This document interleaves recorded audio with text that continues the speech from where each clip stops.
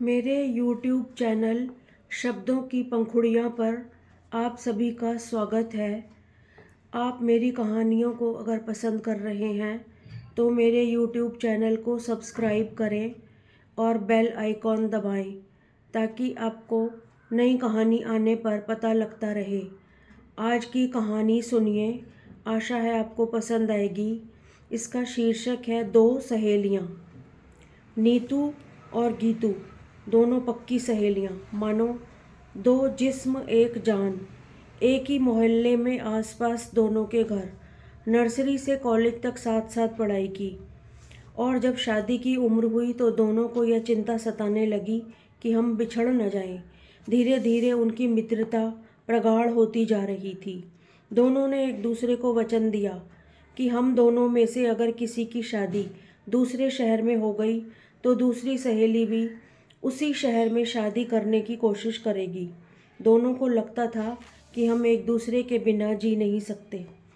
एक ही शहर में शादी करने से कम एक दूसरे से मिल तो सकेंगे।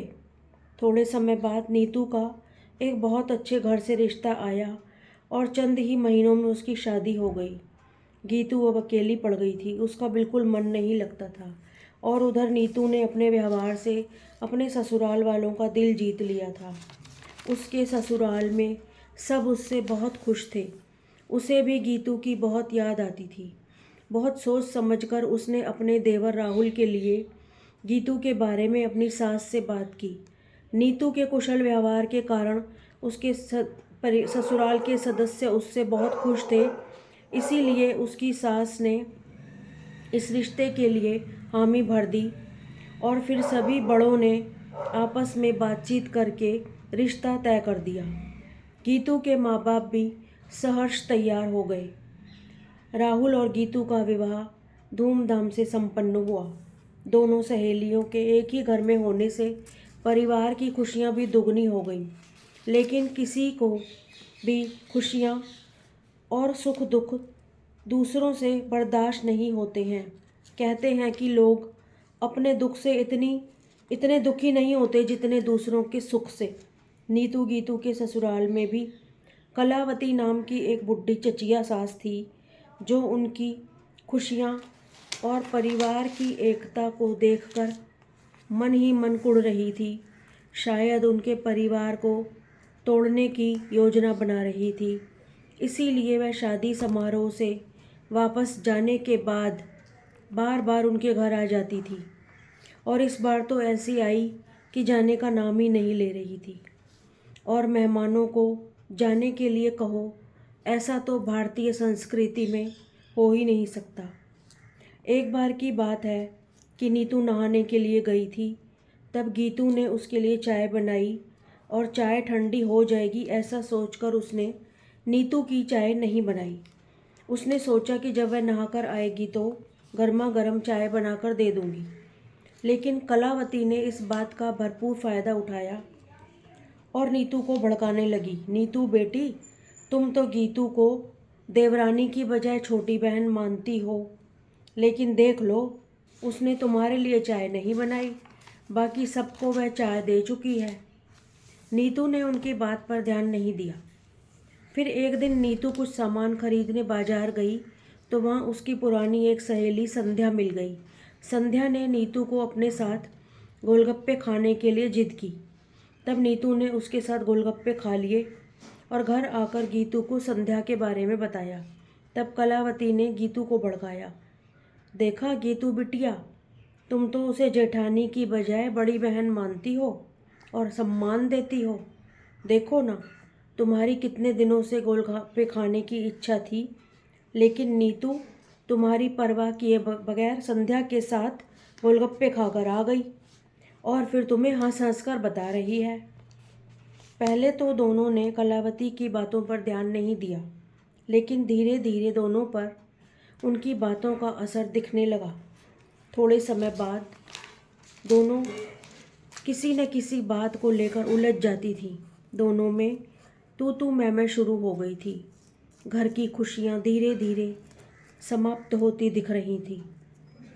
तब नीतू और गीतू की सासू माँ ने कलावती को साफ साफ अपने घर जाने को कह दिया, क्योंकि उन्हें वही झगड़े की जड़ नज़र आ रही थी। और उन्होंने दोनों बहुओं को भी उनके मायके भेज दिया। मायके भेजकर दोनों बहुओं की मम्मियों को फ़ोन करके पूरी बात बताई। दोनों माताओं ने अपनी अपनी बेटियों को समझाया कि यह क्या बिटिया, तुम तो कान की कच्ची निकली। अपने बचपन की सहेली की बात पर विश्वास न करके तुमने कलावती जी की बातों पर यकीन कर लिया।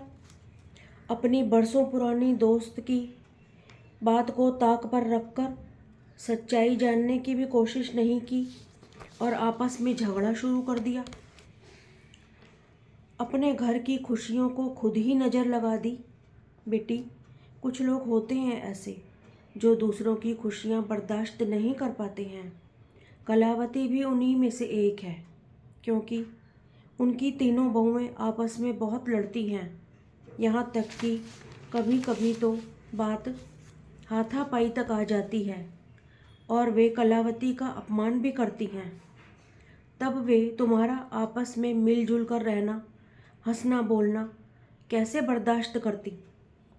उनका तो यही प्लान था कि तुम दोनों आपस में लड़ने लगो, और तुम दोनों की बेवकूफ़ी ने उनके प्लान को सफल कर दिया। हमें तुमसे ऐसी आशा ना थी।